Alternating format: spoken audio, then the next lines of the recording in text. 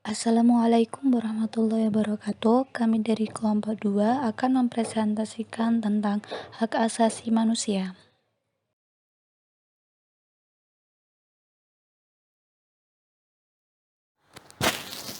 Berikut adalah pembahasan mengenai hak asasi manusia di Indonesia.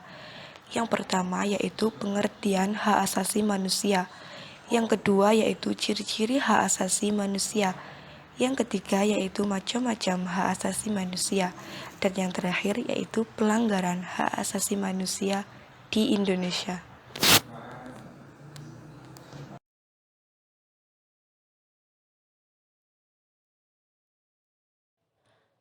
Hak asasi manusia atau HAM muncul dari keyakinan manusia itu sendiri, bahwasanya semua manusia selaku makhluk ciptaan Tuhan sama serta sederajat. Manusia dilahirkan lepas dan memiliki martabat, juga hak-hak yang sama. Bagi dasar itulah manusia mesti diperlakukan secara sama, setimpal, dan beradab. HAM bersifat universal, artinya berlaku bagi semua manusia tanpa membeda-bedakannya berdasarkan atas ras, keyakinan, suku, dan bangsa. Berbicara tentang hak asasi manusia, cakupannya sangatlah luas, baik HAM yang bersifat individual maupun HAM yang bersifat komunal atau kolektif. Upaya penegakannya juga sudah berlangsung berabad-abad, walaupun di berbagai belahan dunia termasuk Indonesia, secara eksplisit baru terlihat sejak berakhirnya Perang Dunia Kedua, dan semakin intensif sejak akhir abad ke-20. Sudah banyak juga dokumen yang dihasilkan tentang hal itu, yang dari waktu ke waktu terus bertambah. Hak asasi manusia adalah hak yang sudah dipunyai oleh seseorang sejak ia masih dalam kandungan. Hak asasi manusia dapat berlaku secara universal. Menurut Syarbaini, hak asasi manusia merupakan hak-hak yang melekat pada diri manusia. Tanpa hak-hak itu, manusia tidak dapat hidup layak sebagai manusia. Menurut pasal 1 ayat 1 Undang-Undang Nomor 13 Tahun 1999 adalah seperangkat hak yang melekat pada hakikat dan keberadaan manusia sebagai makhluk Tuhan yang Maha Esa dan merupakan anugerahnya yang wajib dihormati, dijunjung tinggi dan dilindungi oleh negara, hukum dan pemerintahan dan setiap orang demi kehormatan serta perlindungan harkat dan martabat manusia. Menurut Teaching Human Rights yang diterbitkan oleh Perserikatan Bangsa-Bangsa atau PBB, hak asasi manusia adalah hak yang melekat pada setiap manusia, yang tanpanya manusia mustahil dapat hidup sebagai manusia. Menurut John Locke, HAM merupakan suatu hak yang diberikan langsung oleh Tuhan yang bersifat kodrati. Artinya adalah hak yang dimiliki oleh setiap manusia menurut kodratnya dan tidak dapat dipisahkan hakikatnya, sehingga sifatnya adalah suci. Dan menurut pemakalah, hak asasi manusia ialah hak yang sangat mendasar bagi kehidupan dan penghidupannya, selaras dengan harkat, martabat, dan wibawanya sebagai manusia yang terhormat. Selanjutnya yaitu ciri-ciri khusus hak asasi manusia. Hak asasi manusia atau HAM mempunyai beberapa ciri-ciri khusus jika dibandingkan dengan hak-hak yang lainnya. Yang pertama yaitu tidak dapat dicabut. Hak asasi manusia tidak dapat dihilangkan atau diserahkan. Yang kedua yaitu tidak dapat dibagi. Semua orang berhak untuk mendapatkan semua hak, baik itu hak sipil, politik, hak ekonomi, sosial maupun budaya. Yang ketiga yaitu hakiki. Hak asasi manusia merupakan hak asasi semua manusia yang sudah pada manusia itu lahir. Yang keempat yaitu universal. Hak asasi manusia berlaku bagi semua orang tanpa memandang status, suku, jenis kelamin, atau perbedaan yang lainnya. Persamaan merupakan salah satu dari berbagai ide hak asasi yang mendasar.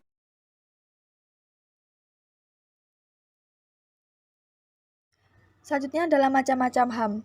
HAM itu secara umum dibagi menjadi 6.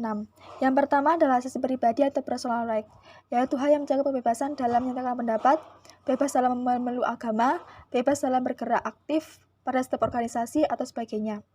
Contoh HAM ini adalah hak bebas dalam menyampaikan pendapat, hak bebas dalam menjalankan peribadatan serta memeluk agama, bebas dalam berpergian, serta bebas dalam memilih, serta aktif dalam suatu organisasi. Yang kedua adalah hak asasi ekonomi atau property rights, yaitu hak dalam membeli, memiliki, serta menjual dan dalam memanfaatkan sesuatu. Contoh hak ini adalah kebebasan dalam membeli, kebebasan dalam melakukan perjanjian atau kontrak, kebebasan dalam memiliki sesuatu, serta bebas dalam mempunyai pekerjaan yang layak. Kemudian yang ketiga adalah hak asasi politik atau politic rights, yaitu hak ikut serta di dalam pemerintahan, hak untuk memilih dan dipilih, contohnya mencalonkan diri, serta memilih dalam pemilu, presiden atau wakil presiden, dan hak untuk mendirikan partai politik dan lain-lain. Kemudian yang keempat adalah hak asasi hukum atau rights of legal equality, yaitu hak memiliki kedudukan yang sama di depan hukum dan pemerintahan. Contoh hak ini adalah hak mendapatkan perlakuan yang sama dalam hukum dan pemerintahan, hak untuk menjadi pegawai negeri sipil, hak dalam mendapatkan dan memiliki pembelaan hukum pada peradilan, serta hak mendapat pelayanan dan perlindungan hukum. Yang kelima adalah asas peradilan atau procedural rights, yaitu hak untuk diperlakukan sama dalam tata cara pengadilan.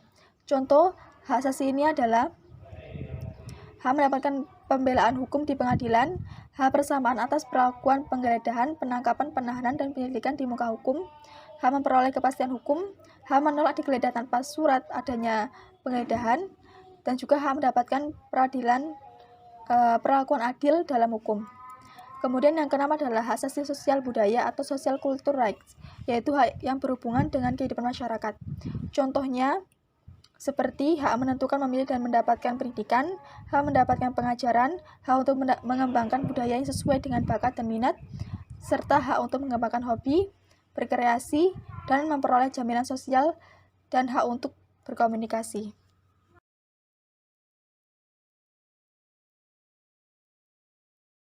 Yang keempat adalah pelanggaran HAM di Indonesia. Di Indonesia dalam proses penegakan HAM dilakukan dengan berlandaskan kepada ideologi negara yaitu Pancasila. Menurut Undang-Undang Republik Indonesia Nomor 26 Tahun 2000 tentang Pengadilan HAM, dapat diklasifikasikan menjadi dua, yaitu kejahatan genosida dan kejahatan terhadap kemanusiaan. Berikut adalah beberapa contoh kasus pelanggaran HAM yang pernah terjadi di Indonesia. Yang pertama, peristiwa Trisakti. Peristiwa ini merupakan satu kasus pelanggaran HAM yang paling terkenal di Indonesia, yaitu penembakan mahasiswa Trisakti. Peristiwa ini terjadi pada tanggal 12 Mei 1998. Penembakan mahasiswa Trisakti sendiri memiliki erat kaitannya dengan aksi demonstrasi mahasiswa di berbagai wilayah Indonesia yang berpusat di Jakarta untuk menuntut Presiden Soeharto untuk turun dari jabatannya sebagai presiden.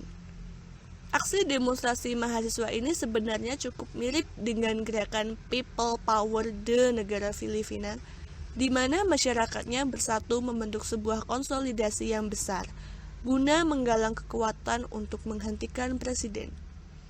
Dan penyelesaian hukum pada kasus penembakan mahasiswa Trisakti ini justru membuat citra Indonesia tercoreng.